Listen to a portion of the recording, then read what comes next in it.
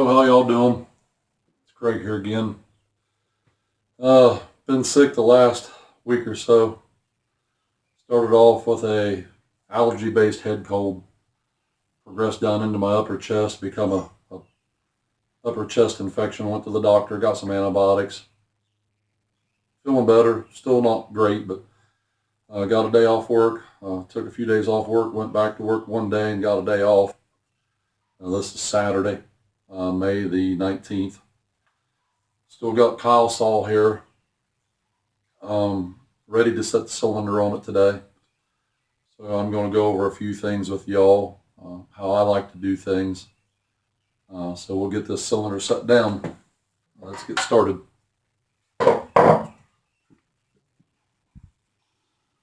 Get you adjusted here so you can see what's going on.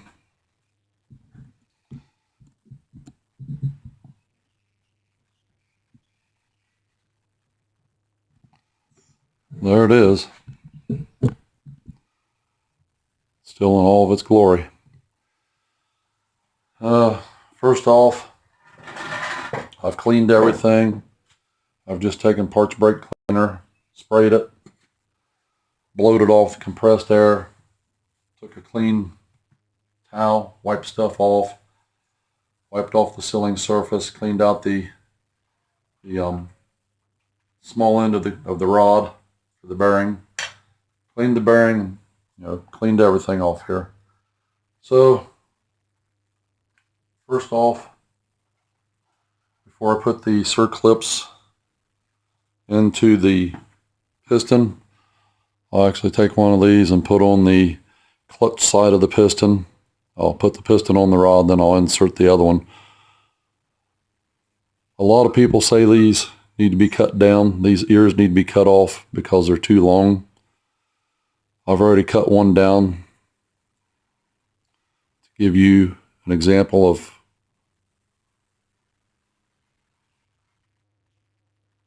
how much I've cut off of it. Then I'll show you how I cut it. Some people use cut-off wheels. Some people use other methods. This is my method. Just a set of good sturdy diagonal cutters, dikes, whatever you want to call them. And I just get in there and always put the bevel side toward the outside of the circlip. And I don't know if there's a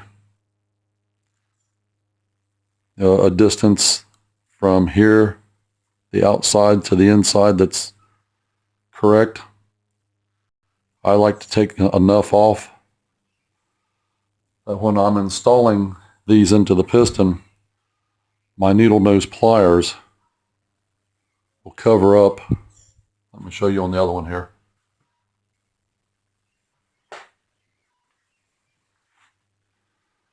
It's just about the same thickness as what the width of the needle nose pliers are. That's the distance that I like to cut right there. It's just a tick longer, but that's about how I like to cut mine.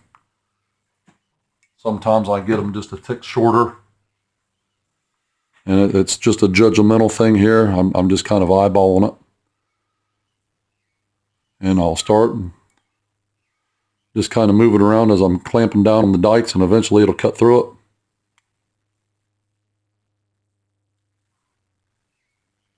it.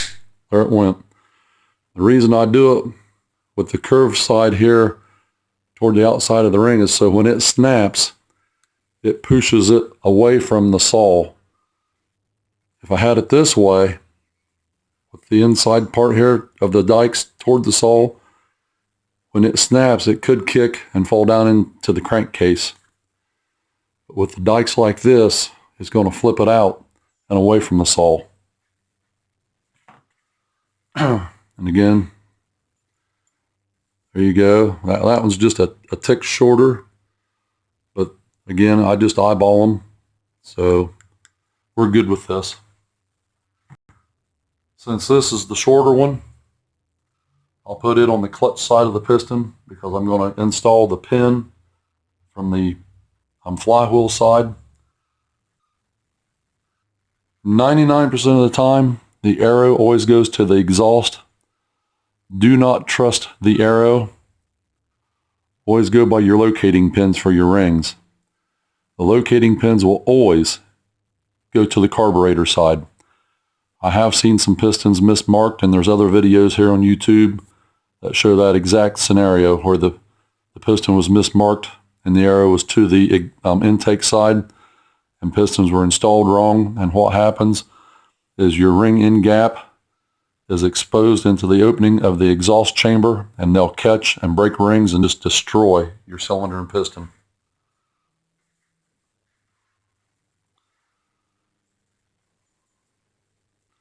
So piston to the front, locating pins to the carburetor side.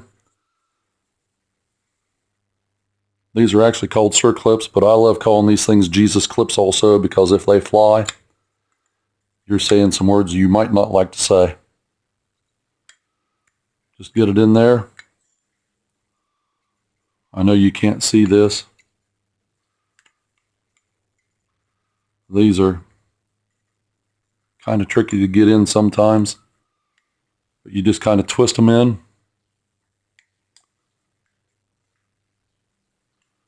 Well, it didn't go all the way in.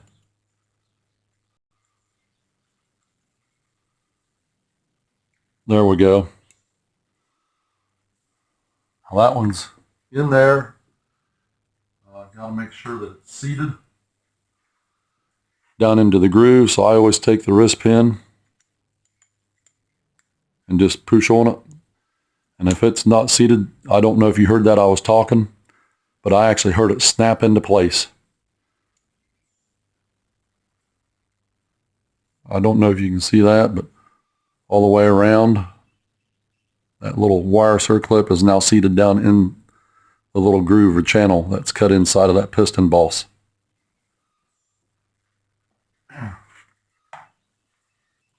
There's all kinds of people on YouTube and out in the world that says that this little tab needs to be in this position, that position. If you don't put it here, it'll cause it to come out. If you put it here, it'll cause it to come out. My personal preference is I like to have it on the bottom. And I always like to run it around one time before I do it. Pretty much straight up and down. You're not going to get it perfect, but as close to the bottom as you can get it. The reason that being, I feel, and again, this is my personal opinion, I feel that the piston is traveling faster when it's going down because it's under power versus coming up.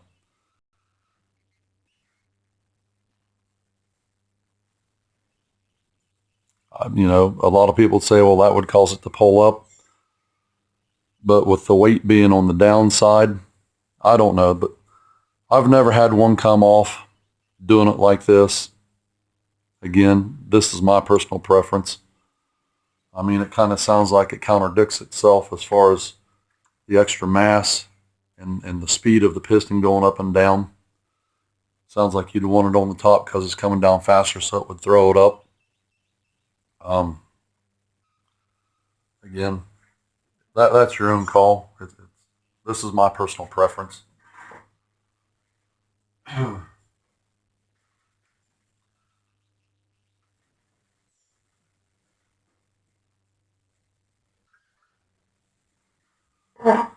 I've never showed this online, but when I build a saw, when I am assembling the bearings and the crank rod, the big rod journal on the crank will get 3-in-1 oil. A lot of people use 2-cycle oil. Again, this is personal preference. This is all I've ever used. I've had decent luck with this. It's nice and thin. It hangs on a little bit better than 2-cycle oil, I think, and that's why I use it. But I'm just going to put a little bit around here. I'm just about out.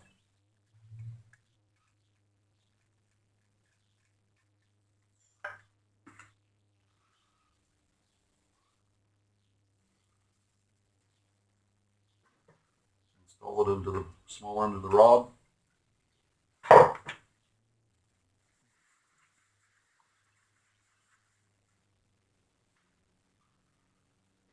Again, I'm going to put just a little bit on the wrist pin because the piston's dry. You definitely don't want to start this thing up with a dry piston. Anything dry, because it could gall it, cause it to lock up.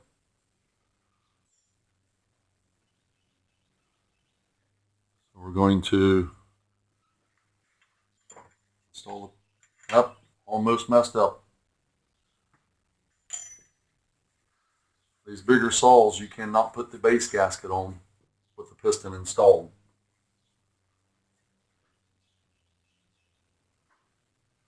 This particular saw, I'm using the base gasket. Here's the base gasket. I probably got a lot of you asking right now how come it's golden color. I don't know if you're able to see the can back here. Permatex copper coat. It's spray gasket, high temperature sealant. I have been using this stuff since the late 70s, early 80s on all my metal gaskets, going clear back to my diesel days. And I've always had really good luck. Even when I had issues with warpage, slight warpage, with being able to seal gaskets, head gaskets especially, with this Permatex copper coat. There's other people out there that, they'll take some 3-bond and dab around it to seal it up, but this is what I use. Like I said, I've always had good luck with it. If you use this before you spray your gasket, again, take some brakes parts cleaner, make sure it's oil free so it gets a good bondage. Now we're ready to set the piston, arrow to the front, pins to the back.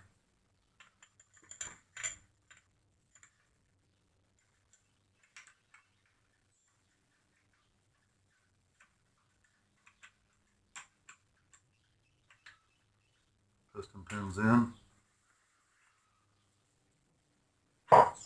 This is my piston support from my kit.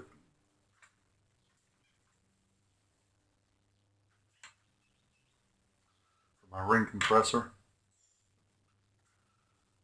Put my other circlip in here. This is just kind of keep it from falling down onto the gasket and maybe marring it up a little bit.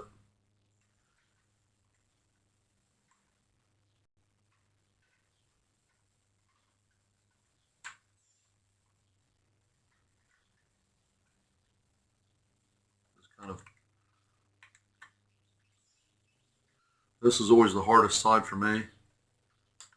Get in that little groove and twist it in. Now, since I don't have the wrist pin to push it, did you hear it snap? I'm just taking my needle nose now and making sure that it's seated. I'll try to show this to you. See the little teardrop right there in the corner of the piston? If you put the opposite end of the circlip that you've got a hold of in that little notch right there and then twist toward it with the part that you're holding with the tips of your needle nose, it'll run itself right in. And then all you have to do is just seat it home.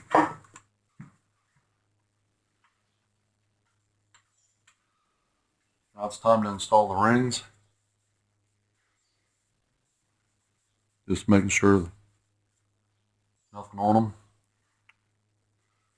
Again, these rings are notched. See the notch in the rings? You'll have to identify on the pins if they're in the top of the groove or the bottom of the groove. These are stationed in the top of the groove, so you'll want your notches to go up.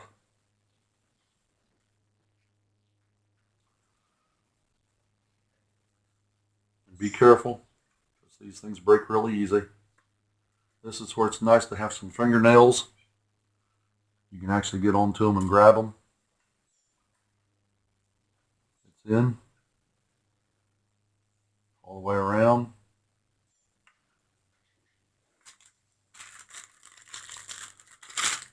Grab the second ring here. Just kind of wipe it off. Again, your notches, they go up.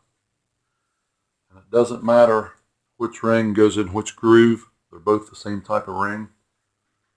Over on your automotive side, rings do have specific locations. Even on your 4-cycle small engines, they've got specific locations. You've got a top ring, a second ring, and an oil ring.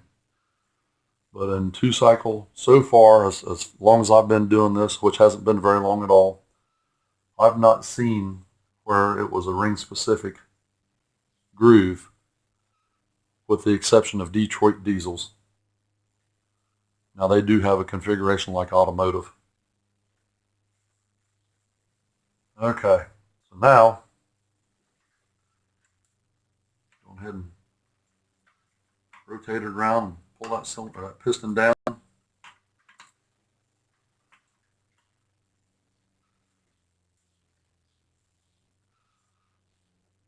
It'll take me a little bit of 3-in-1 oil now. I'm just going to give a small coat of oil on the cylinder.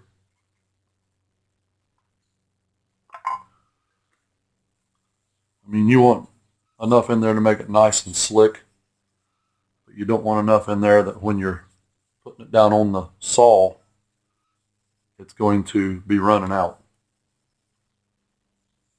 You want to make sure you keep your base dry.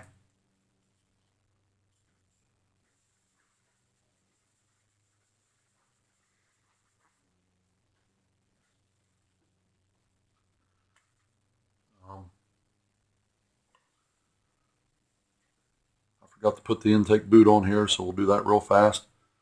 I've already cleaned that out. Put a little bit of 3-bond up in the boot just to help it seal. Again, it doesn't take a whole heck of a lot to do this.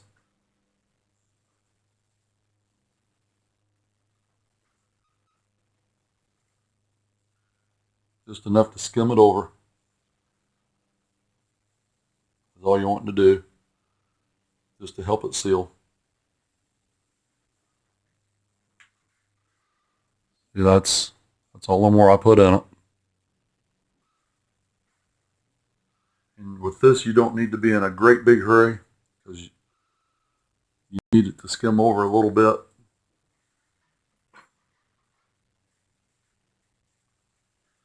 It's going to have plenty of time to dry, because I'm not going to have this saw started today.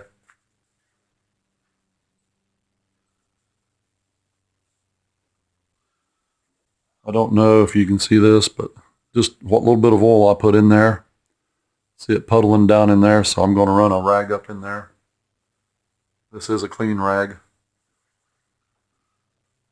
My little screwdriver. I'm going to try to soak some of that oil up.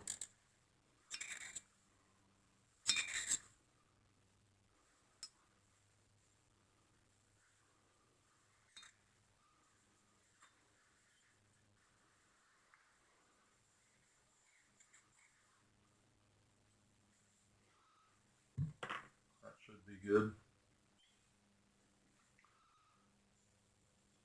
Still got a dry base. The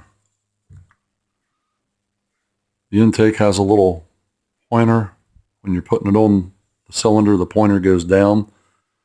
That's the center.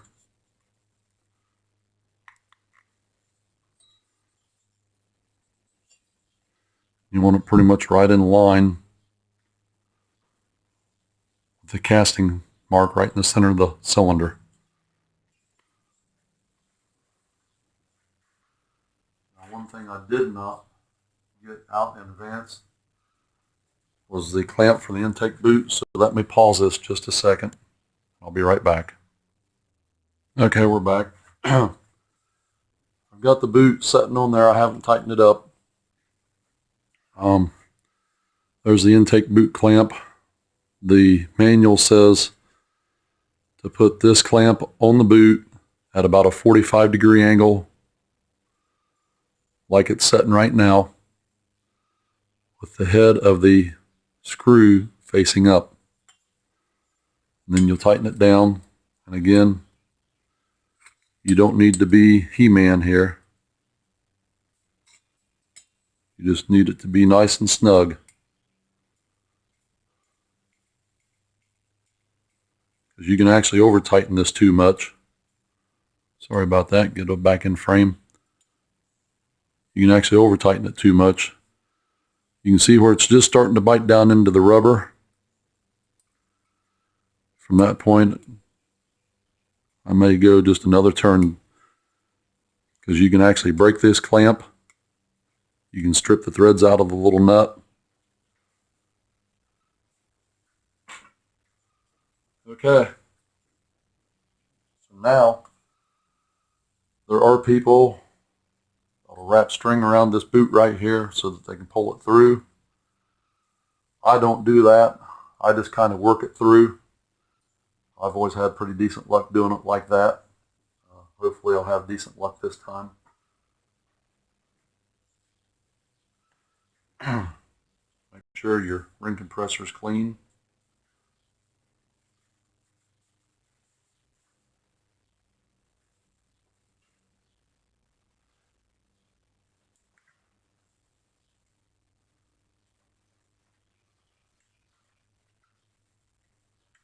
Make sure that your rings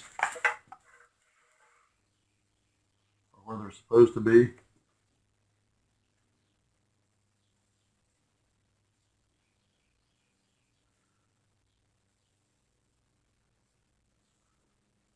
Because you don't want one of them to not be seated all the way down into the ring land.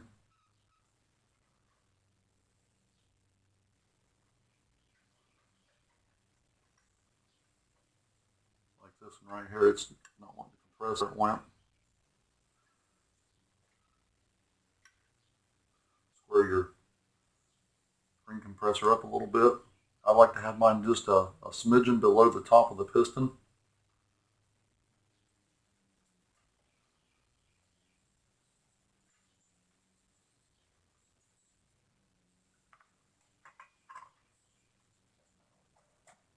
And that's as easy as it is right there. Piston's now on. Or the cylinder is now on, rather. Now you got to kind of work to get that compressor out of there. There's the piston support.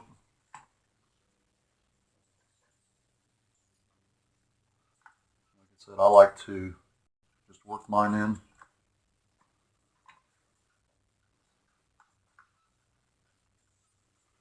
I'll get it down in there.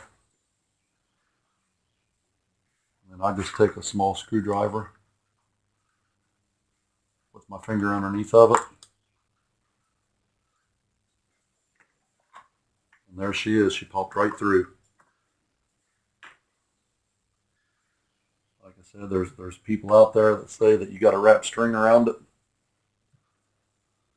I don't see where that's necessary. As easy as you just seen that was.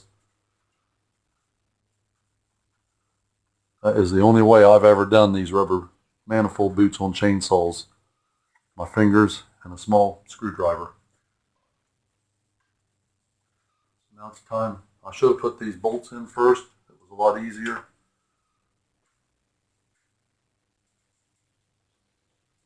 I'll put a little bit of Loctite on these.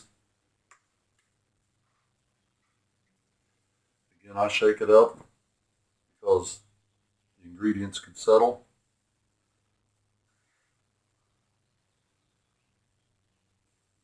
Went a little overboard on that one.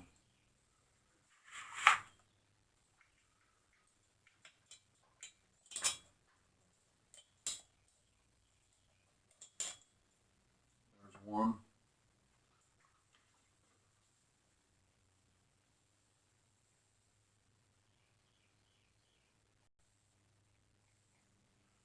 I'm just locking these threads. I'm not trying to seal them because the holes in here are blind.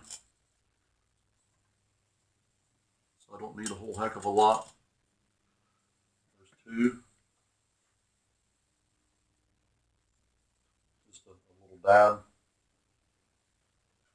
More than enough for locking them.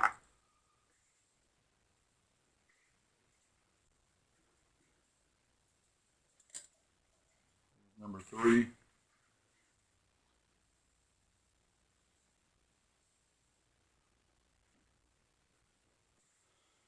I'll probably save the hardest one for last.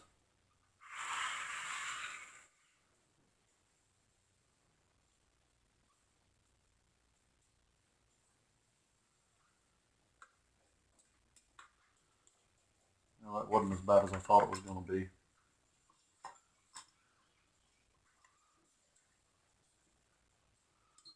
Now we got to kind of manipulate the boot there a little bit so that the screws will get started.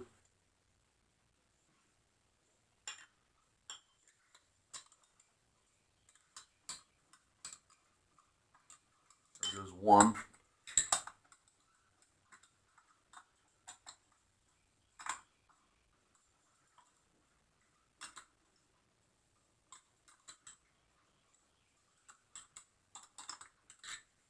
Let's get this one started first.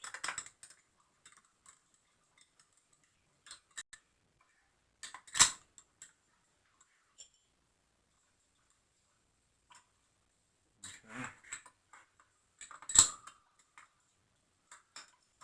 There it went. All 4 screws are started now. I'm going to kind of bring them down and snug them.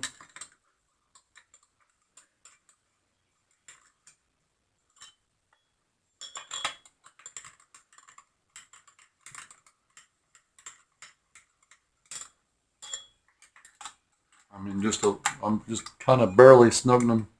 I'm not putting very little pressure on them at all. Okay, now at this point, the torque on these, according to the manual, is 15 Newton pounds. I got a little app on my phone. 15 Newton pounds converts over to 133 inch pounds. I'm going to do this in 2 stages. I'm going to start at 80 inch pounds.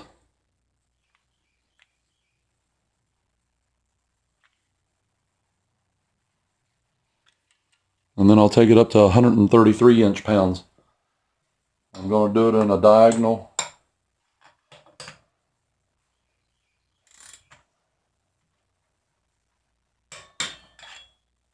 There's 80 on that one.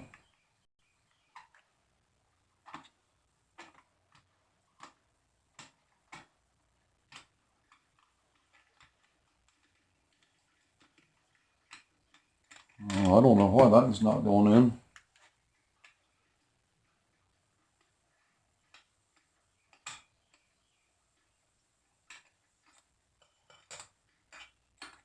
Huh.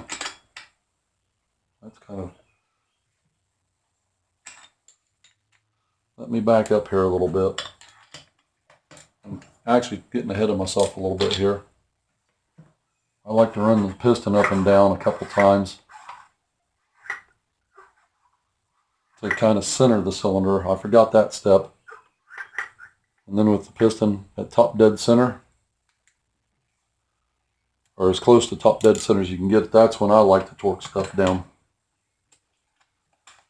And what's going on here doesn't look like the hole in the cylinder, the pass-through hole, is drilled right. So let's see if this one here will fit on it.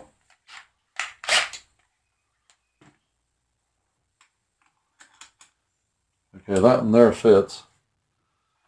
Let me pause this just a second here again. Okay. What I've done, I'm still sitting on 80 inch pounds.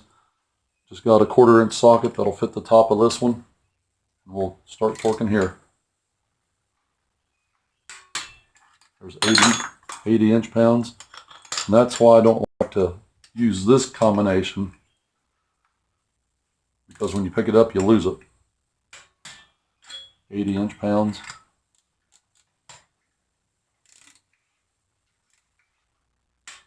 80 inch-pounds.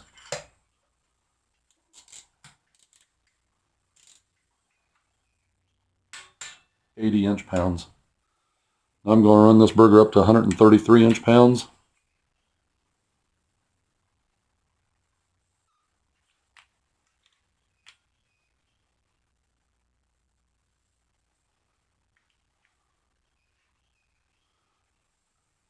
There's 120,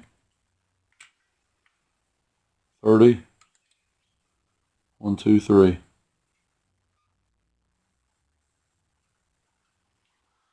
133 inch-pounds now.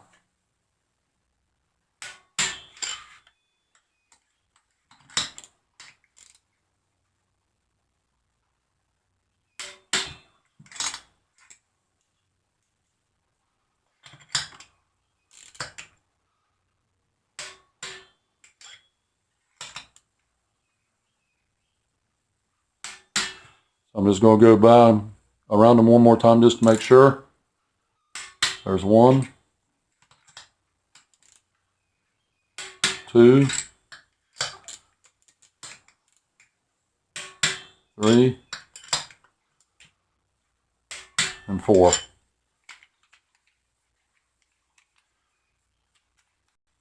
now them cylinder bolts are torqued to what the specifications are in the steel work manual.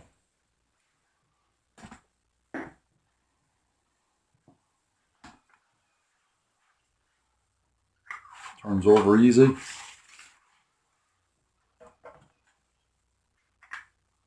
Kind of get some of this stuff back out of the way here.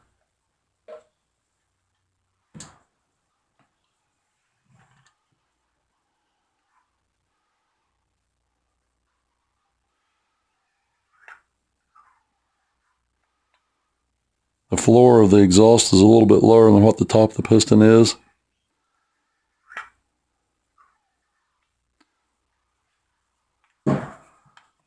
I don't know.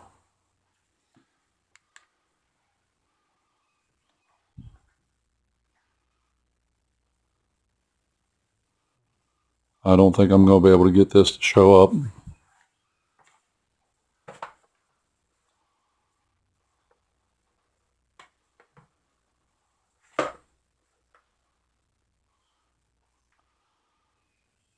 Hopefully this will show up, but there's there's the intake just opening right there. Top dead center coming back down, just closing. Hopefully that showed up for y'all. Okay.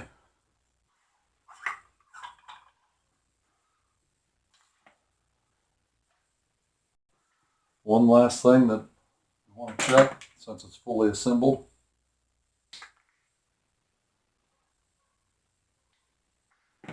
Do a final squish.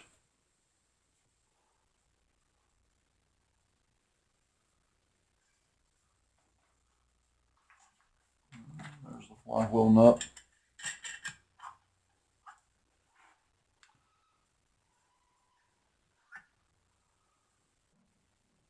Get my wrench here. Sorry about that.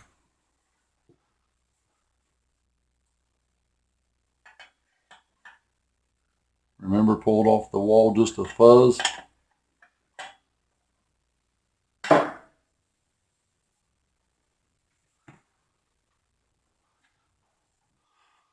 This is the same 63 thousandths or 62 thousandths, whatever it was, solder. Remember last time we checked the squish, it was without the rings, and the cylinder was held down by 2 bolts and wasn't torqued. Again, starting with all zeros here. Stay back off of it, just a fuzz there. What do we got? I can't even see it.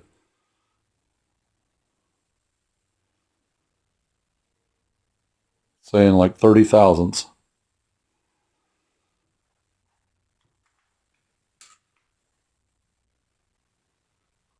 going to do the front side here, which would be the intake side.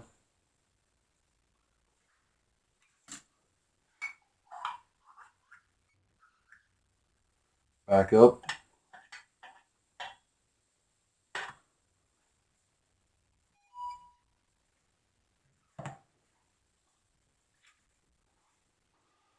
There's your squish on that.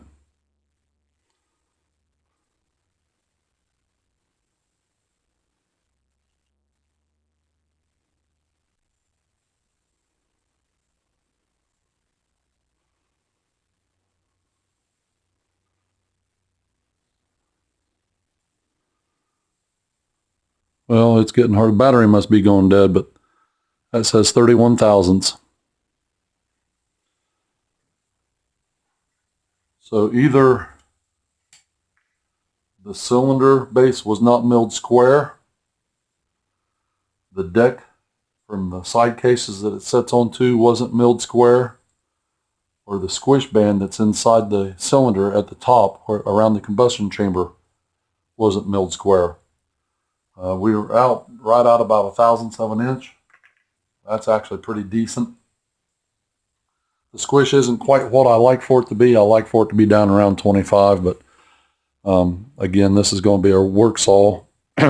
He's going to play with it a little bit. It's no speed demon, but having 30,000ths of an inch squish ought to help him out for longevity.